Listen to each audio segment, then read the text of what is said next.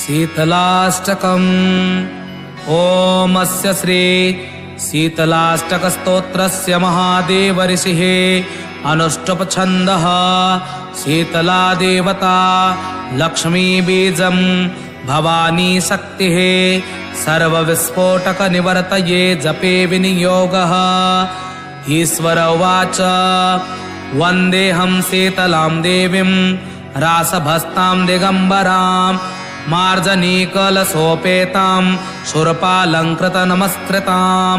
वन्देऽहं शीतलां देवीं सर्वरोगभयापहां यामासाध्य निवर्तेत विस्फोटक भयं महत्।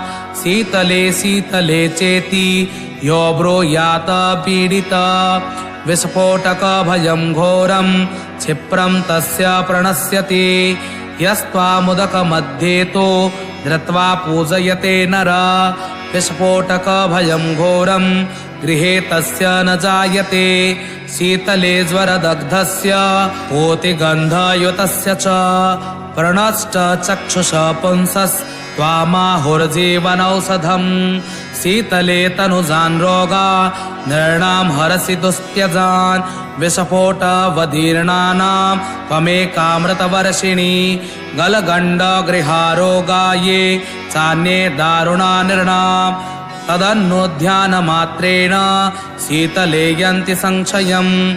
न मन्त्रो नौषधं तस्य पापरोगस्य विद्यते। त्वामेकां शीतले धात्रीं नान्यां पश्यामि देवतां मृणालतन्तु सदृश्यं नावेरन्मध्य संस्थितां। यस्त्वां सञ्चितयेद्देवी तस्य मृत्युर्न जायते। अष्टकं शीतला देव्या यो नर प्रपठेत् सदा विस्फोटक भयं घोरं गृहे तस्य न जायते। श्रोतव्यं पठितव्यं च श्रद्धा भक्ति समन्विते। उपसर्ग विनाशाय परं स्वस्त्ययनं महत्। शीतले त्वं जगन्माता शीतले त्वं जगत्पिता शीतले त्वं जगद्दात्री शीतलायै नमो नमः। रासभोगर्धभस्यैव खरो वैशाखनन्दन शीतलावाहनस्यैव दुर्वाकन्दनिकृन्तनन्। एतानि खरनामानि शीतलाग्रे तु यः पठेत् तस्य गेहे शिशूनां च शीतलारुढ न जायते।